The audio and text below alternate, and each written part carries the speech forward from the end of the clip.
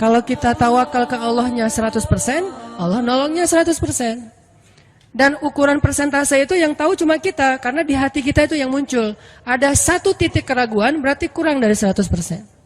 Keraguan itu memperlambat datangnya pertolongan dan keajaiban dari Allah. Makanya aku tergantung prasangka hambaku kepadaku. Kenapa ada orang di zaman dulu tuh kayak dapat karomah, keajaiban-keajaiban dalam hidupnya. Kayak nggak mungkin terjadi secara logika dan ilmiah. Karena memang dia yakinnya ke Allah itu 100%. Apakah kalau kayak gitu kita nggak perlu ikhtiar? Perlu, tapi ikhtiar nggak ada hubungannya dengan keyakinan. Ikhtiar itu hubungannya dengan kewajiban. Allah yang suruh ikhtiar, tapi yakin berhasil apa enggak, itu urusan yang kedua, urusan hati antara kita dengan Allah Subhanahu wa taala. Kayak kita minum obat.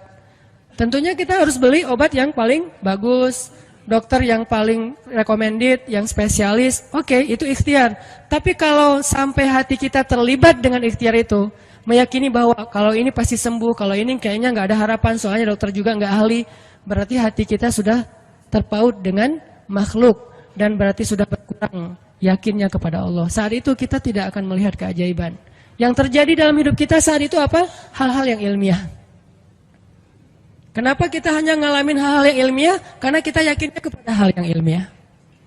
Kenapa ada orang yang ngalamin hal-hal yang sifatnya miracle? Karena dia yakinnya kepada mukjizat. Yakinnya kepada aun atau pertolongan dari Allah Subhanahu wa taala.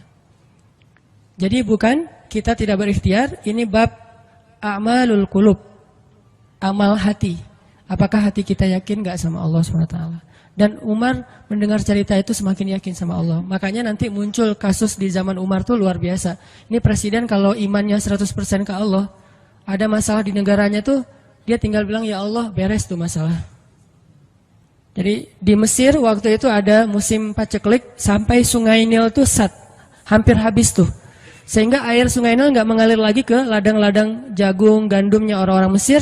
Dan orang Mesir yang dulunya menyembah anak sapi betina mulai syirik lagi nih. Mulai berpikir, kalau kayak gini mah sama aja.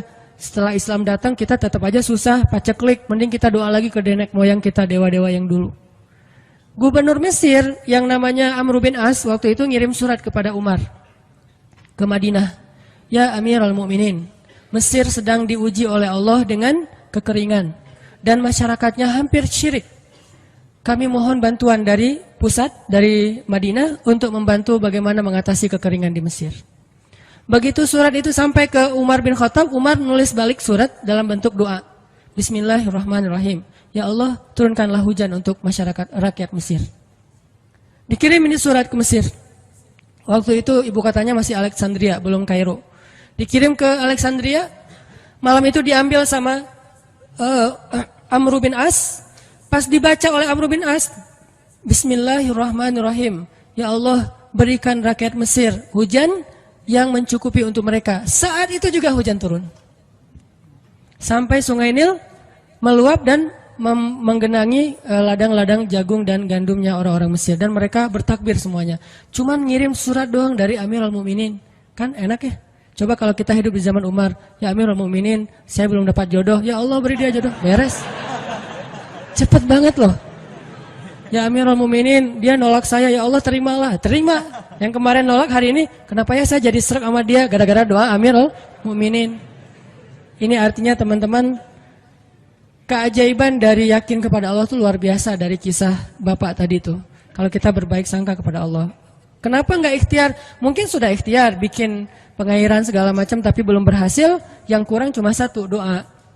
Doa mungkin udah banyak tapi belum diijabah karena doa-doa mereka tidak seajaib doanya Umar bin Khattab.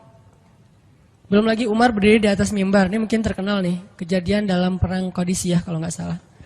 Umar lagi khutbah Jumat di Madinah. Kaum muslimin lagi berperang di Irak melawan pasukan Persia, perang Qadisiyah namanya. Irak Madinah tuh kan kalau naik pesawat sekitar 2,5 jam, 3 jam, jauh tuh. Jakarta Medan lah, jauh. Nah, Umar lagi khutbah di atas mimbar, sholat Jumat, tiba-tiba tema khutbahnya tuh ganti gitu.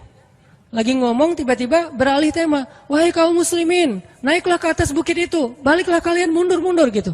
Jadi Umar tiba-tiba kayak ngomongin sesuatu yang gak nyambung. Orang-orang heran, ini Umar kenapa? Oh ya udah biarin, namanya juga Umar gitu kan. Dia punya Mungkin dia ngelihat setan atau apa, setan kan takut sama Umar. Diem.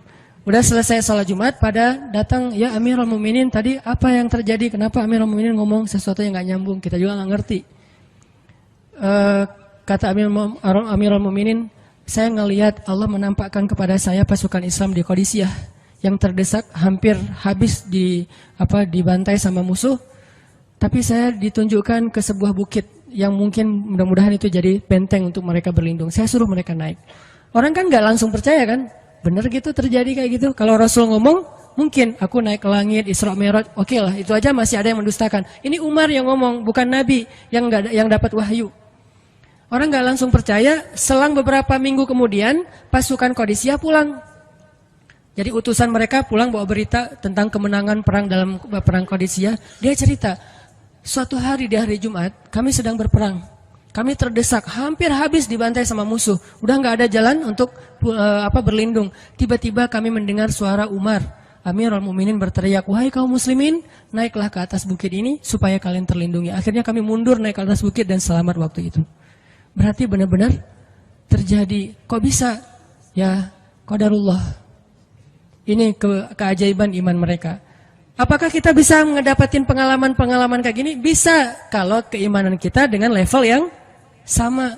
Kalau nggak selevel yang sama pun, minimal kita nusaddid. Kalau kita tidak bisa sama persis, minimal kita berusaha untuk nuqarib. Berusaha untuk pengalaman kita nanti, walaupun nggak sama persis, mirip-mirip dengan pengalaman mereka. Lagi-lagi, bukan berarti tidak berikhtiar. Ini keajaiban-keajaiban yang terjadi. Dan saya juga baru ngalamin kemarin pas saya di kurang dari seminggu yang lalu, saya baru pulang dari laut di Batu Karas. Di sini ada teman saya, Agi, mana Agi? Nah ini Agi ya. Ini by the way model iklan. Ada deh pokoknya iklan jodoh maksudnya. Agi ini anak Batu Karas. Agi boleh diceritain? Agi ini anak Batu Karas. Batu Karas itu Jawa Barat, daerah Pangandaran. Dari Bandung kurang lebih 6 jam perjalanan. Kalau lagi ada ombak saya suka ke sana nonton orang main surfing. Nggak main sih, main dikit-dikit tapi nggak jago. Nonton orang main surfing. Ketemu Agi. Agi nggak tahu tuh ya. 2 hari sebelum saya datang ke Batu Karas dia sakit kayak demam gitu. Mungkin habis diputusin kali ya. Dia demam gitu, nggak enak badan, pengen pulang. Biasanya kalau nggak enak badan cuma dia tinggal di Jakarta, paling juga di kos-kosan. Tapi kali ini pengen pulang ke Batu Karas banget. Aduh kenapa ya pengen pulang ke Basroh Batu Karas gitu ya. Batu Karas kayak Basroh gitu. Pengen ke Batu Karas. Pas dia pulang, hari saya lagi mau main tuh, dia diajak sama temennya, ngojay itu apa? Berenang yuk gitu. Berenang yuk, berenang. Dia ikut, padahal lagi nggak enak badan, tapi pengen berenang. Pas lagi di pantai, saya datang ketemu loh, kayak kenal nih, hitam-hitam ektis gitu. Ternyata ketemu saya, Ustadz Hanan ya, kenalan. Ustadz saya tuh ketemu Ustadz kemarin di Maruya pas kajian minggu bulan yang lalu. Cuman karena jamaahnya banyak, saya nggak bisa ketemu Ustadz, nggak bisa salaman. Saya waktu itu membatin. Ya Allah, saya pengen banget ketemu Ustadz Hanan langsung, tapi jangan dalam suasana ta'lim yang ramai, langsung berdua. Mudah-mudahan terkabulkan. Akhirnya Agi banyak istighfar sebulan istighfar, akhirnya terjadilah yang tadi itu. Dia nggak enak badan, saya juga tiba-tiba ujuk-ujuk, kenapa ya saya pengen ke Batu Karas, pengen ke Batu Karas, ternyata di sana ada ombak, kan ada Agi. Ketemu aja di Batu Karas, itu cara Allah menskenariokan. Dan itu terbukti banget loh, istighfar. Bukan karena saya orang soleh, dan kita bisa istighfarin siapa aja. Saya pengen ketemu ini, dan itu ajaib. Kalau misalnya nggak ketemu pun di dunia, insya Allah ketemu dengan orang soleh itu nanti di akhir. Apa ruginya beristighfar dan berdoa? Nggak ada ruginya kan? Ya Allah, saya pengen banget ketemu dengan, misalnya, sebutlah ulama yang paling kita ngefans di dunia siapa gitu, dengan Imam Sudais, Imam Masjidil Haram. Pengen banget jabat tangan sama Imam Masjidil Haram yang imamin umat Islam seluruh dunia gitu. Tapi kan nggak mungkin. Kita umroh, kita haji juga nggak bisa ketemu dengan Imam Sudais. Kita berdiri paling depan ya, di dekat dengan Hajar Aswad. Begitu mau sholat diusir tuh. Begitu selesai salam langsung dipagar betis sama askar-askarnya. Susah ketemu beliau tuh, ajaib banget kalau bisa ketemu. Tapi kan nggak ada salahnya beristighfar kan? Astagfirullah, astagfirullah, ya Allah, Sudais, astagfirullah, astagfirullah, Sudais, astagfirullah. Terus aja gitu. Pengen ketemu Sudais. Tiba-tiba bisa aja sudah datang ke Indonesia, ada seminar apa, mungkin bisa ketemu yang paling logisnya. Atau kalaupun nggak ketemu di dunia, tiba-tiba bangkit dari kubur di sebelah kita. Siapa? Kan kamu sering manggil saya dulu, siapa? Sudais yang mana ya? Imam Masjidil Haram, Masya Allah, Syekh gitu. Dan orang soleh nanti di akhirat, dialah yang salah satu akan menyelamatkan kita dari perjalanan yang sulit. Selain syafaat Rasulullah SAW. Jadi kalau disebut nama Nabi, kita spontan ya, Sallallahu Alaihi Wasallam. Kalau perlu bahkan kayak respect banget gitu. Kalau disebut nama Nabi langsung Sallallahu Alaihi Wasallam, karena luar biasa jasa Rasulullah. Yang jelas selain Rasulullah Sallallahu Alaihi Wasallam, nanti ulama-ulama orang-orang soleh juga bisa nolongin kita di akhirat. Jadi kalau kita doa, ya Allah pengen banget ketemu si Fulan, Syekh Fulan, Ustadz Fulan, Kiai Fulan. Kalau nggak ketemu pun di dunia, pasti ketemu di akhirat. Yang jelas harapan kita nggak mungkin Allah abaikan gitu aja, nggak mungkin. Pasti Allah kabulkan. Cuman Allah kadang-kadang menggunakan cara yang lebih baik daripada yang kita pernah bayangin. Ketemu beliau di dunia paling cuma selfie. Tapi kalau ketemu di akhirat, dibawa selamat di sirat yang panjang, lebih mending mana? Ketemu nih dengan seorang ulama, orang soleh yang kita ngefans banget nih. Pokoknya saya pengen banget selfie sama beliau, ya Allah. Apalagi kalau orang soleh itu followersnya banyak, misalnya 1.100.000. Sedikit itu mah, banyak model yang 17 juta, 19 juta. Pengen followersnya nambah kalau selfie sama beliau. Cuma nambah followers. Tapi kalau ketemunya di akhirat, nambah apa? Nambah derajat, naik level. Kita jadi selevel dengan masuk ke level beliau, padahal kita mah malahnya nggak selevel gitu. Kenapa? Karena dibawa sama beliau. Orang soleh itu kalau mau masuk surga, teman-teman nyari teman-teman yang mencintainya di dunia. Ya Allah, mana Fulan, dia mencintai saya di dunia. Ya Allah, mana Fulan, dia mencintai saya di dunia. Allah bilang, dia masih tuh di sidang, belum beres-beres, sudah sidang ke-30 misalnya. Kan sidang di dunia aja satu kasus berpuluh-puluh kali kan. Gimana sidang akhirat, lebih berat lagi tuh. Ya Allah, tolonglah dia, selamatkan dia, karena saya mencintainya selama di dunia karena engkau. Akhirnya orang-orang soleh pada balik lagi. Dari surga, balik lagi ke padang mahsyar. Demi ngapain? Demi menyelamatkan orang-orang yang mencintai mereka semasa di dunia. Datang ke padang mahsyar, cari ke bagian informasi. Tolong dong yang namanya ini gitu, panggilin. Perhatian-perhatian, Hanan At-Taki dipanggil sama Syekh siapa gitu. Saya dipanggil, datang aja. Mas, saya yang dipanggil, benar Hanan At-Taki? Ya, mana coba buktinya? Aduh, saya lupa bawa kartu nama. KTP misalnya. Udah pasti tahu lah ya malaikat sama kita. Udah, masuk aja. Tuh ada yang nungguin di business lounge gitu.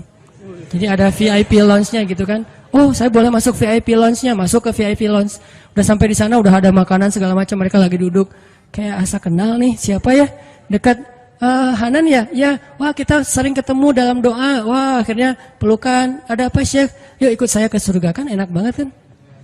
Terus sidang saya gimana? Udah beres, diberes sama teman-teman saya di sana. Saya banyak teman di dalam gitu. Saya banyak. Beres kan?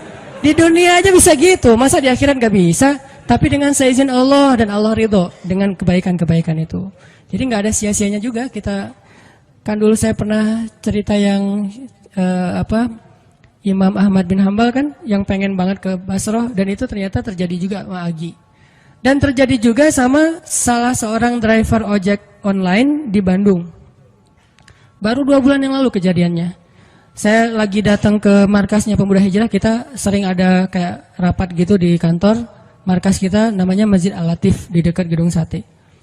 Datang dari pagi rapat sampai sore. Dan saya pakai baju main biasa, bukan pakai baju taklim. Sebetulnya sama aja sih. Nah, waktu itu sholat zuhur di Masjid Al-Latif, saya ngimamin sama asar. Habis asar pulang. Karena nggak nyetir sendiri, saya pakai online, saya order nih. Order, pakai ojek, ada yang ngambil. Drivernya ngambil, datang, jemput, pulang. Kemana? Ke Cimahi, pulang. Di tengah jalan dia nanya, Mas sering sholat di Masjid Al-Latif itu ya? Saya bilang, ya lumayan, saya bilang. Ya itu masjid rame banget, anak-anak muda pada numplak di situ taklim. Siapa sih itu? Ada imam muda, bagus suaranya gitu. Ntar, jangan GR dulu. Muzammil, oh iya Muzammil, ya bagus tuh. Tadi udah GR, ternyata salah. Oh, Muzamil, benar-benar Muzamil tuh suaranya bagus banget ya, anak ITB kan? Ya, anak ITB ya. Kalau Mas di situ sering ngimamin juga? Ya, sesekali sih saya bilang. Dia mulai curiga gitu. Suka ikut talim juga di sana? Ya, kadang-kadang saya bilang. Kenal sama Muzamil? Ya lumayan, padahal murid sendiri kan. Lumayan saya bilang. Oh, Mas kayak nggak asing nih. Mas tadi ngimamin sholat zuhur bukan? Ya, saya bilang. Mulai curiga kan dia. Mas namanya siapa sih Mas? Hanan, saya bilang. Hanan? Hanan yang mana nih? Ya.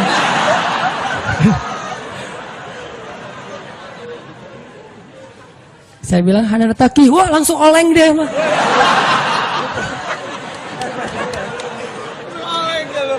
Oh, Mas biasa aja Mas biasa aja gitu.